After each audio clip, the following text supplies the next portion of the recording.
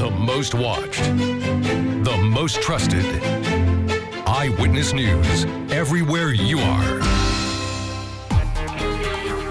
Time now for your forecast first on Eyewitness News, ABC 25.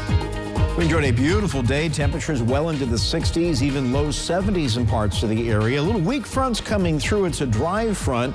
It's going to drop temperatures a little bit. We're down to 54 right now. We're going to settle to around 50 this evening. Overnight lows will be in the upper 30s to around 40. Still not too cold for this time of the year, but another very warm day for tomorrow. Then changes unfold over the weekend. And my forecast next on Eyewitness News at 6. Tonight at 6, chain reaction crash. Several vehicles involved in a fiery crash shutting down Highway 41. The latest from the scene ahead. Plus, more charges for a man who recently pleaded guilty to child solicitation. And sniffed out. Police say a local man is unknowingly betrayed by man's best friend. Live from the ABC 25 studio. This is Eyewitness News at 6.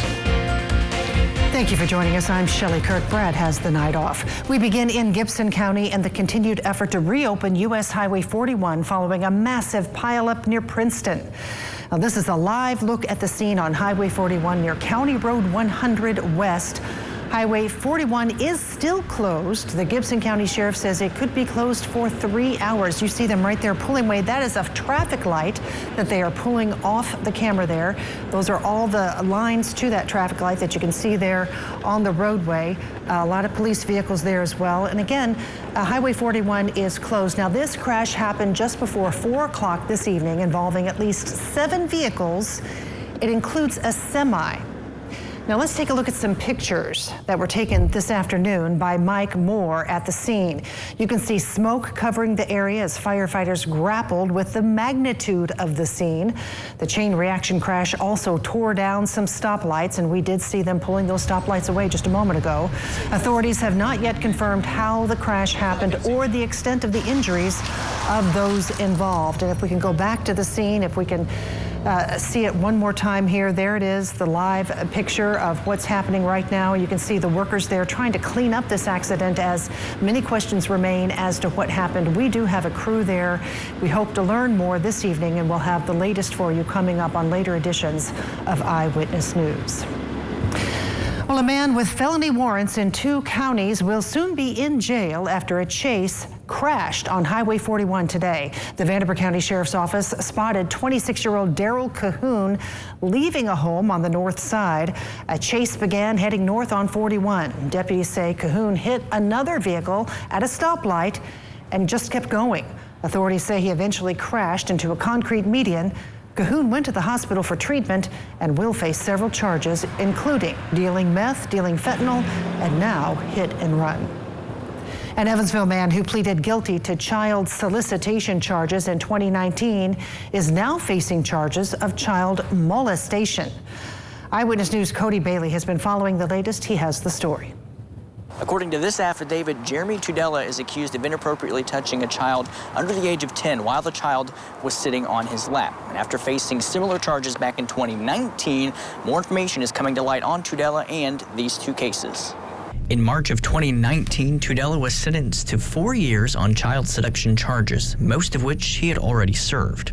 Court records show in November, a juvenile told other adults Tudela had touched her inappropriately while they were eating at an Evansville entertainment venue. Tudela was arrested shortly after the accusation was made. But Tudela faced other problems prior to the latest accusation. On November 3rd, 2021, Tudela was advised by his probation officer that he was in violation of his probation by living too close to a daycare center. He was given 30 days to move. Tudela asked for an extension, but it was denied due to another circumstance. On November 12th, Tudela remarried. His new wife had 2 children of her own. The wife's ex-husband filed a motion demanding the children not be left unsupervised with Tudela, which is the reason the judge gave for denying Tudela's motion for an extension. Tudela is currently being held without bond and is scheduled for his next court appearance on Monday, December the 6th. Reporting in Evansville, Cody Bailey, Eyewitness News. A trace. A tri-state teenager will avoid prison time after he pleaded guilty to a robbery in Princeton. A Gibson County judge gave Isaiah Jones 3 years home detention. Jones pleaded guilty last month to robbing another teenager, Malachi Billings, back in March. Police say Billings shot Jones in retaliation. Billings is serving a 5-year sentence for aggravated battery. A runaway dog rats out its owner following a hit and run at Evansville Regional Airport.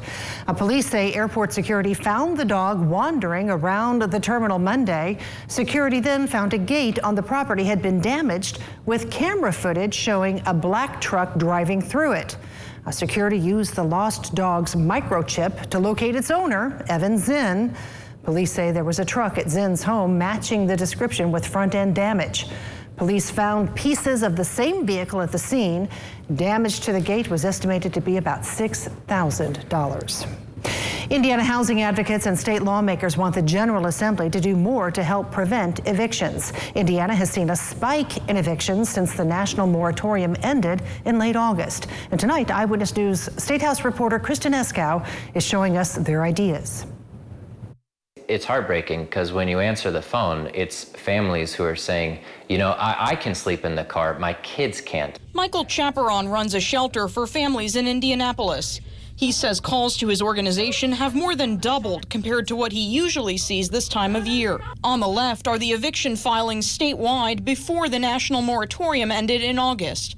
On the right are the 3 months following, showing a 17% spike. I don't think what a lot of people understand is that most of the families calling us for shelter have jobs or are looking for jobs. They fell behind sometimes for a month in rent because their child's class was quarantined. Chaperon would like to see the state legislature consider several changes, including expunging eviction records in cases when the rent owed was paid before the eviction actually happened. There are landlords who can go to a public website and look up every single eviction filing you've ever had in your life, even if you made every single one right and were never actually evicted from an apartment. Democratic State Senator Shelley plans to propose a similar idea this session. Perhaps it was a clerical error. Perhaps the person can have an opportunity to say, this is what I've done to address this issue. Yoder says she also plans to propose a bill that would give renters better access to their screening reports.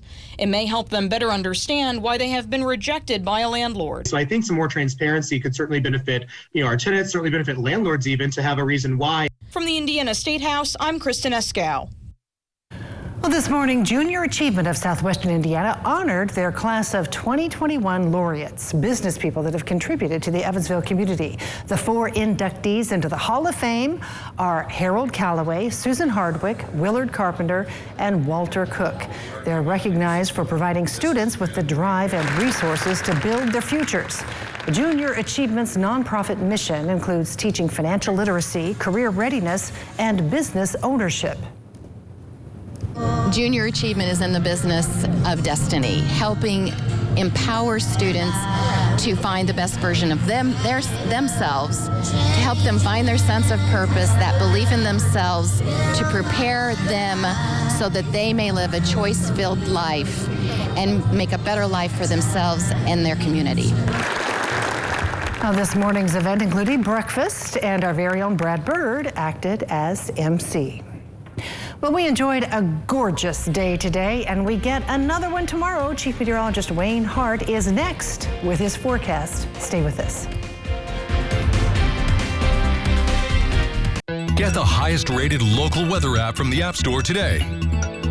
Now, from your weather authority, Chief Meteorologist Wayne Hart. Well, a beautiful day for December. We hit 69 this afternoon. Our warmest day in November was 71, so we weren't too far away from our nicest weather that we had a month ago. And we got another beauty tomorrow, and even Saturday will be nice. And then the rain chances really begin to unfold on Sunday as we get into a much more active pattern. But here are the numbers on today. 42 the low. That's 10 above average, with a high of 69, 19 degrees above the normal high, which is now down to 50, and only 8 shy of the record set back in 1982. Our network of Doppler radars, these are all false returns you see around the radar sites, is dry throughout the region, and that will be the case for the most part until Sunday morning. Glover Carey Blue Bridge is all blue right now on our roofclaim.com tower camera, a live view of the Owensboro riverfront, downtown Evansville, the riverfront there, and our Superior Ag tower camera. With the temperature right now down to 54. Winds are calm. A little weak front is pushing through the area. So after a very warm day, temperatures will be dropping back pretty quickly, but still not too cold for this time of the year. We're running basically in the 50s right now, though it is still 62 in Madisonville, 60 in Calhoun. Carmi's at 54. Henderson's down to 50 along with Fairfield. So we'll all settle to around 50 this evening. Then overnight lows will be dipping down into the upper 30s to around 40 degrees. But compared to last night at this time, we're 4 degrees warmer in Evansville, 10 degrees warmer in Owensboro. So just a few high thin clouds passing to our northeast right now. They're getting some rain up in the northeast. That's where all the weather has been for much of the week, but it's all rain this time, no snow, and all that kind of dries up as you head down into the mid-Atlantic states. We're in good shape here, even though a front's moving on through. It is a dry front, no clouds to speak of, but temperatures dropping a little bit. We'll start tomorrow with sunshine, upper 30s to around 40, and then the front, after coming through tonight, will be lifting back to the north as a warm front tomorrow, helping highs climb back into the 60s. It looks like mid to upper 60s across a good deal of the area. Very warm day, just a little cooler than this afternoon. Then clouds increase tomorrow night as we fall back down into the 40s, and we could see a few spotty showers during the pre-dawn hours early Saturday. The front's coming back in as a cold front later tomorrow night. It will clear the area as we head through Saturday morning, taking any spotty showers with it. We'll get back to a good deal of sunshine with partly cloudy skies Saturday, but it will be seasonably cooler, though still warmer than normal, mid to upper 50s for a high on Saturday afternoon. But by Sunday morning, a few showers are beginning to break out across the area, and we'll see showers increasing as we head through Sunday afternoon, but temperatures will probably get back into the 60s again before a cold front arrives Sunday night. So mainly clear, cool this evening. We fall to around 50, overnight lows upper 30s to around 40. Then tomorrow, mostly sunny, very warm again, 63 to 70 across the area. Partly cloudy, cooler on Saturday, still a nice day, 56 Sunday. Scattered showers in the morning, increasing in the afternoon. Heaviest rain Sunday night, ending early on Monday, but Sunday's a weather-aware day, up to 63. Very windy and sharply colder on Monday, low 40s for the high.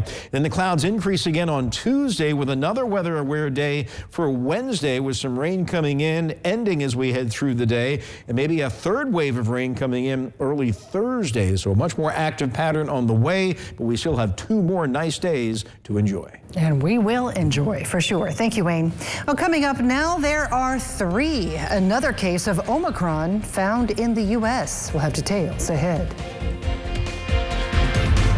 You're watching Eyewitness News at 6 on ABC 25 with Brad Bird, Shelley Kirk, meteorologist Wayne Hart, and sports with Randall Parmalee. Well, the Omicron COVID variant has now been confirmed in at least 3 states. In Colorado, the case was found in a woman who traveled to South Africa for vacation. In Minnesota, the case was found in a man who had recently been to New York City. In both cases, both patients had been vaccinated, but neither had gotten the booster. The first was confirmed in California yesterday. Well, the state of Illinois is adding extra support for early child care across the state. Governor Pritzker hopes the money will be used to improve the classrooms and attract and keep better early childhood educators. The governor says this will also help mothers get back to work. Licensed child care providers can start applying for the new grants now, and they'll see the money start coming in early 2022. Time for sports now. Bailey Smith is in for Randall Parmalee, and the Colts heading on the road this weekend. That's right, Shelley. The Colts are coming off of a heartbreaking loss last Sunday when Tom Brady came into town, but they're trying to get back on track as they take on the Texans this weekend. Plus, high school basketball is here, and Wright kicks off their season tomorrow night. I caught up with the team today at practice to see how they're feeling heading into a brand new season. We'll have all of that when sports returns. Eyewitness News at 6 continues. High school school basketball is back, and Wright opens up their season against Vincennes-Lincoln tomorrow night. The two will face each other off in the United Bank River City Showcase. The Panthers took down Lincoln in their season opener last year, 78-48. So this Panthers team says that they have some confidence going into the game. Wrights finished last season 17-5 and lost in regionals to Bloomington South. With a fresh new start to the year and a new lineup after losing several seniors, this squad says they're ready to take on anyone. You know, we've got a good core group back, and we got some young guys that are fitting in well. And as I said, with the summers open, we feel like we were able to get a lot done in June, and we're ready to get started. I think we just want to show the city that like we're still good. Like we may have lost a lot of seniors, but I still think we have a very elite team, and I think we have a chance to win sectionals again. I'm feeling very confident. I like the group we got. We're a tight bunch. We like playing with each other. We get along great. You won't find a group in Evansville that's as talented as us.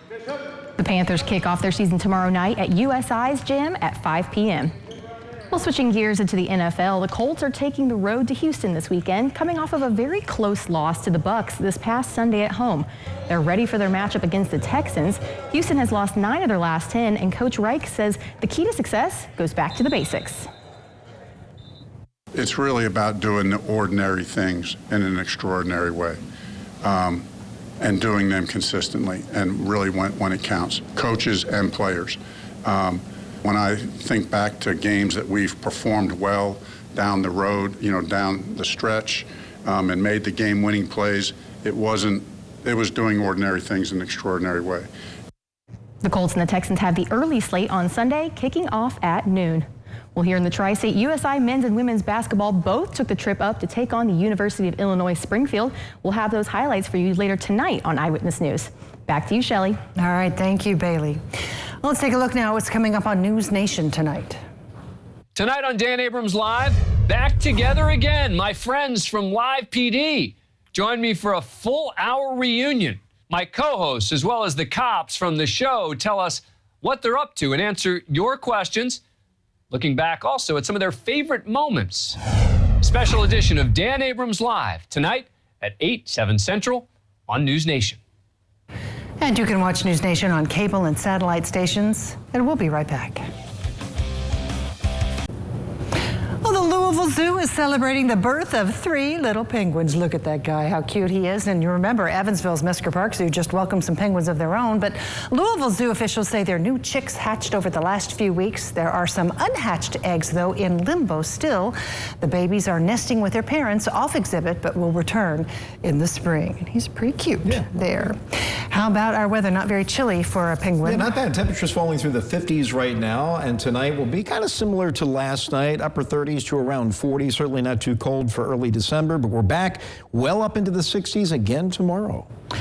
All right, thank you, Wade, and thank you all for watching Eyewitness News at 6, Eyewitness News at 6:30 with Brandon Bartlett coming up over on CW7 in just a few minutes. We'll see you later tonight.